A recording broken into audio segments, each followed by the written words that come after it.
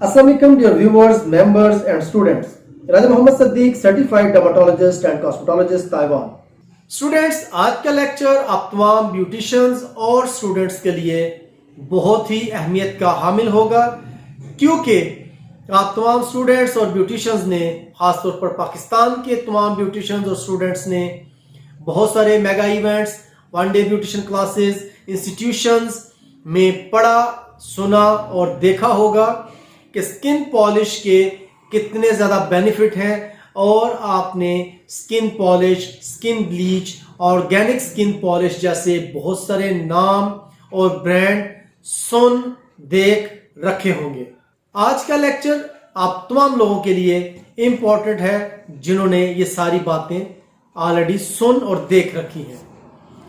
तो आपने बेनिफिट्स तो देख रखे, ये सुन रखे हैं। आज के लेक्चर में इंशाल्लाह ताला मैं आपको सिर्फ लेक्चर नहीं दूंगा बल्कि सोर्स भी दूंगा।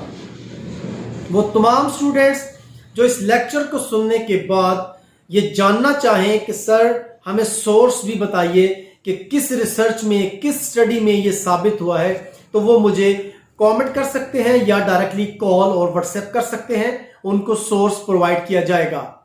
तो बात करते हैं जी कि लेक्चर किस टॉपिक पे है। लेक्चर का टॉपिक है स्किन ब्लीच और ब्लीच बेस्ड प्रोडक्ट के साइड इफेक्ट्स।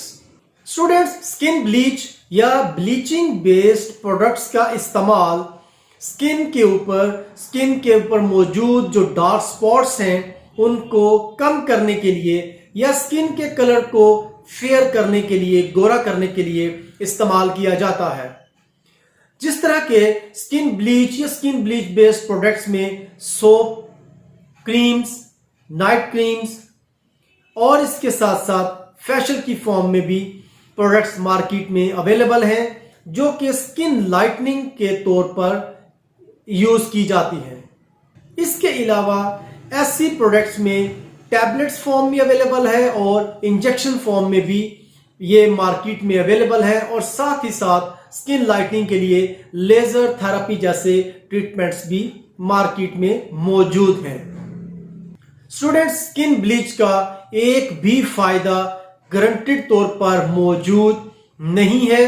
कहीं पे भी कोई भी गारंटी के साथ इन राइटिंग में भी आपको ब्लीच का बेनिफिट नहीं दे सकता, मगर इसके साइड इफेक्ट्स की गारंटेड जो स्टेटमेंट्स हैं वो अवेलेबल हैं। लिहाजा ये समझ लीजिए कि इसका फायदा जीरो है और साइड इफेक्ट्स हजारों। देखिए, स्किन लाइटनिंग का मेडिकली तौर पर अगर आप डॉक्टरी के लिहाज से, अगर आप रिसर्च के हिसाब से बात करें, तो स्किन लाइटनिंग का ट्रीटमेंट या स्किन लाइटनिंग के जो मेथड्स हैं वो अडॉप्ट नहीं करने चाहिए। ऐसा कोई भी फार्मूला या ऐसी कोई भी क्रीम इस्तेमाल नहीं करनी चाहिए जो आपके स्किन के कलर को लाइट करे, मतलब आपके कलर को गोरा करने की कोशिश करे।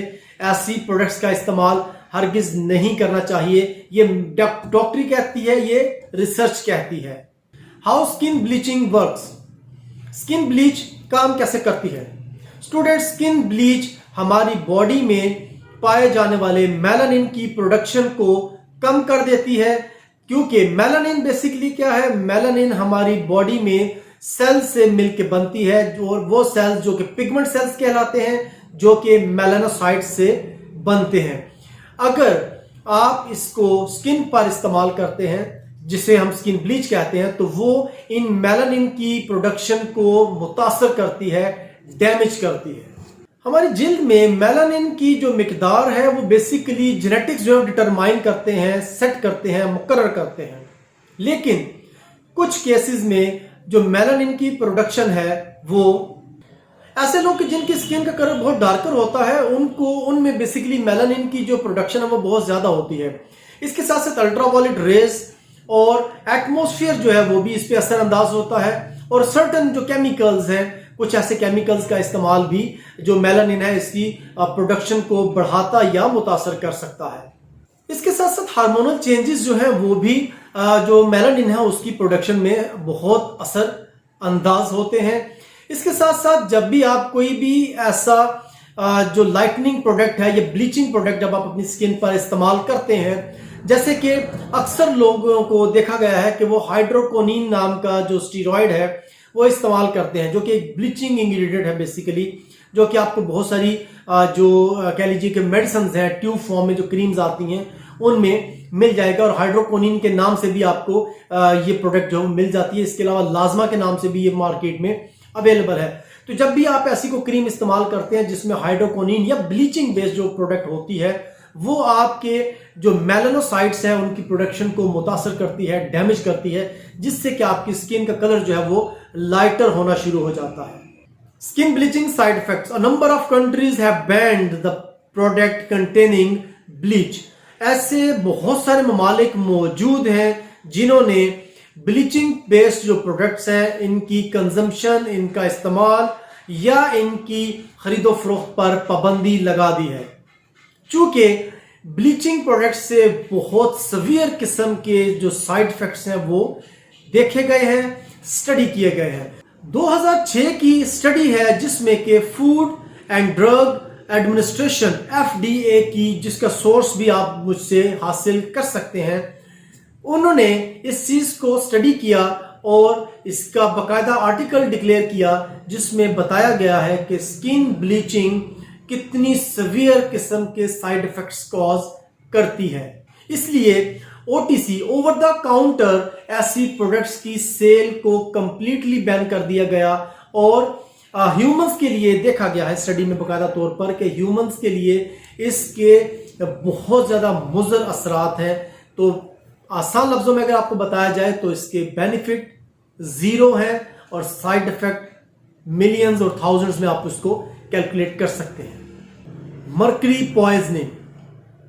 स्टूडेंट्स, अमेरिका में बहुत सारी ऐसी स्किन लाइटनिंग प्रोडक्ट्स को बैन किया गया जब उन पे रिसर्च की गई और ऐसी प्रोडक्ट्स को ऑनलाइन मेडिकल स्टोर से और कॉस्मेटिक स्टोर से खरीदा गया। तो जब उनको देखा गया तो पता चला कि ना सिर्फ ऐसी प्रोडक्ट्स जो वाइटनिंग के नाम पे बेची जा रही थी उनमें सिर्फ और सिर्फ ब्लीच ही नहीं थी बल्कि मरकरी जैसा जहर भी मौजूद था। इसलिए इस तरह की तमाम प्रोडक्ट्स को अमेरिका में बैन कर दिया गया है। अभी भी बहुत सारी ऐसी प्रोडक्ट्स हैं जो कि अमेरिका में सेल की जाती हैं, जो कि अमेरिका में मैन्युफैक्चरिंग तो नहीं होती मगर सेल उनकी होती है, जिनमें पॉइजनिंग जिसे हम मरकरी कहते हैं वो भी पाई जाती है। 2014 की एक रिसर्च के मुताबिक कि अमेरिका में 549 ऐसी प्रोडक्ट्स को ऑनलाइन खरीदा गया या स्टोर से खरीदा गया।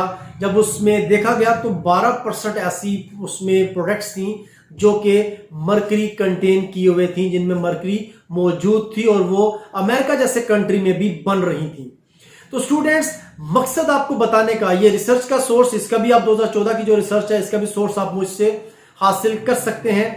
मकसद आपको बताने का ये है कि जिस अमेरिका जैसे कंट्री में जहां पे ऐसी प्रोडक्ट्स के ऊपर बड़ी बारीकी से मॉनिटरिंग की जाती है, हेल्थ को बड़ी अच्छे तरीके से बड़े हाई जो कह लीजिए कि लेवल के पैमानों पे चेक किया जाता है, वहां पे भी ऐसे लोग मौजूद हैं जो इस तरह की जहरीली जो मेडिसिन हैं या क्रीम्स हैं वो तैयार कर रहे हैं। तो पाकिस्तान में तो यहाँ तो मतलब लाला मूसा, खारियां, पिशावर, हर चौथी जगह पे घर में फैक्ट्रियां लगी हैं। तो सोचिए कि यहाँ कितने जहर और कितने खतरनाक किस्म के केमिकल्स की बनी हुई प्रोडक्ट्स जो आपको दी जाती हैं, बड़े कम दाम में आपको दी जाती हैं और आपको बड़े अच्छे रिजल्ट्स दिखाए जाते हैं। उनके एडवर्स जो स्किन के ऊपर या उनकी आपकी हेल्थ के ऊपर इतने खतरनाक असरात होते हैं कि आप उसकी तरफ आपका ध्यान भी नहीं जाता। जब आप अपने किसी डॉक्टर के पास जाकर अपनी बीमारी बता रहे होते हैं तो वो भी इतना टाइम नहीं देते कि आपको बता सकें कि आपकी बीमारी का असल सोर्स है क्या। तो नेक्स्ट आगे चलते हैं जी। स्टूडेंट्स, अब मैं आपको बताता हूं कि science and symptoms of poisoning, जो कि ऐसी ब्लीचिंग प्रोडक्ट्स या ऐसी वाइटनिंग प्रोडक्ट्स कि अगर आपने इस्तेमाल की हैं, आप कर रहे हैं, तो आपको कैसे पता चलेगा कि इस ब्लीचिंग प्रोडक्ट में या इस वाइटनिंग प्रोडक्ट में मरकरी ऐड है या नहीं। तो सबसे पहले जो आपको इसका साइड इफेक्ट मिल सकता है वो है नमनेस, सुन होना। जिस्म का वो हिस्सा जहां पे आप वो प्रोडक्ट इस्तेमाल करते हैं वहां उस हिस्से का सुन होना, सुइयां चुभना, ऐसी कंडीशन अगर आपको हो रही है तो समझ लीजिए आपकी इस वाइटनिंग क्रीम में मरकरी मौजूद है। दूसरा जो इसका सिम्टम है या साइड इफेक्ट आपको नजर आएगा वो है हाई ब्लड प्रेशर। इसके साथ साथ फटीग, थकावट, कमजोरी का एहसास, सुस्ती का एहसास होना, ये भी जो हमारी ऐसी प्रोडक्ट्स हैं जिनमें मरकरी होती है उनकी एक निशानी है। सेंसिटिविटी टू लाइट, बहुत सारी ऐसी स्टूडेंट्स जो मेरी ये लेक्चर अभी सुनेंगी वो अब याद करेंगी कि हमने सर को कॉल की थी और ये कहा था कि सर हम जब भी धूप में जाते हैं या जब भी हम सूरज के आग के सामने जाते हैं तो हमारी जो स्किन है फेस की वो रेड हो जाती है, उस पर खून की तरह का नजर आना शुरू हो जाता है और हमें खारिश होनी शुरू हो जाती है।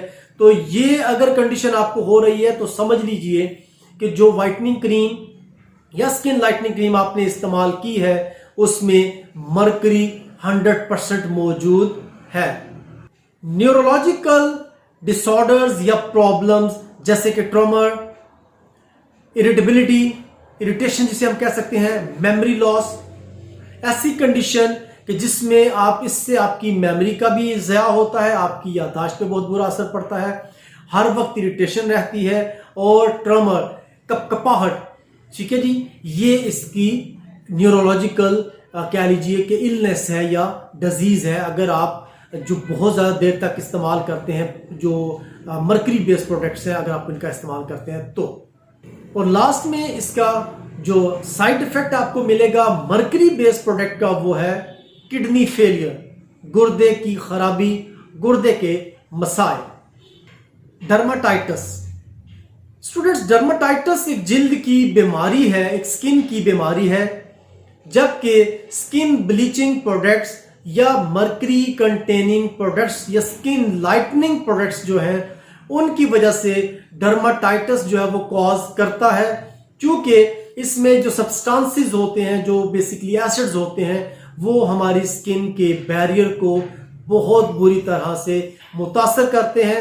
ना सिर्फ बैरियर को बल्कि हमारी स्किन के डिफेंसिव सिस्टम को डिस्ट्रॉय करते हैं, जिसकी वजह से हमें जो बीमारियां हैं, वो जो डर्माटाइटिस है वो बीमारी का लाहक होना गारंटेड होता है।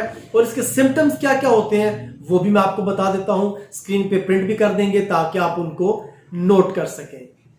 तो स्टूडेंट्स जो इसके सिम्टम्स हैं वो सीवियर, माइल्ड टू सीवियर हो सकते हैं और उनके नाम कुछ इस तरह से हैं, ये आपको मैं दिखा रहा हूं ताकि आप इनको अच्छे तरीके से देख लें और नोट कर लें। सबसे पहले स्किन रेडनेस, ब्लिस्टर्स बनेंगे, स्किन अल्सर हो सकता है, हाइव्स जिसे हम पंजाबी में तड़फड़ कह सकते हैं, ठीक है, ड्राई और स्कैली स्किन होती है, स्वेलिंग होती है, इचिंग होती है, बर्निंग एंड टेंडनेस जो है वो टेंडरनेस बेसिकली, ये इसके सिम्टम्स हैं। तो अगर इनमें से कुछ भी ऐसा आपको किसी प्रोडक्ट के इस्तेमाल से हो रहा हो तो यकीन जान लीजिए कि इस प्रोडक्ट में ब्लीचिंग इंग्रेडिएंट्स और जो पॉइजन है जिसे हम मरकरी कहते हैं वो मौजूद है। एक्सोजेस एक्रोनोसिस, ये एक ऐसी स्किन डिजीज है स्टूडेंट्स कि जो लोग स्किन ब्लीचिंग प्रोडक्ट्स या हाइड्रोकोनिन जैसी प्रोडक्ट्स का इस्तेमाल बहुत ज्यादा करते हैं या फेस पर या पूरे जिस्म पर, जहां जहां भी इसका इस्तेमाल ज्यादा किया जाता है, इसकी वजह से ब्लू और ब्लैक पिगमेंटेशन जो है वो पैदा होती है, जो कि बहुत सीवियर कंडीशन होती है।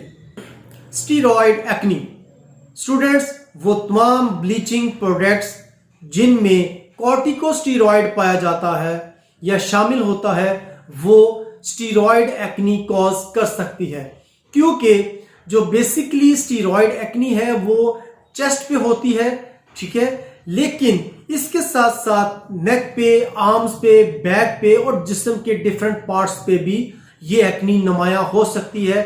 इसका मतलब ये है कि जो क्रीम या जो प्रोडक्ट आप इस्तेमाल कर रहे हैं उसमें स्टीरॉयड जिसे हम कॉर्टिकोस्टीरॉयड कहते हैं वो पाया जाता है। और कॉर्टिकोस्टीरॉइड्स में आपको बता दूं कि टैबलेट फॉर्म में भी अवेलेबल है, तो अगर आप ऐसी कोई टैबलेट खा रहे हैं कि जिसमें कॉर्टिकोस्टीरॉइड है तो उससे आपको स्टीरॉयड एक्नी हो सकती है।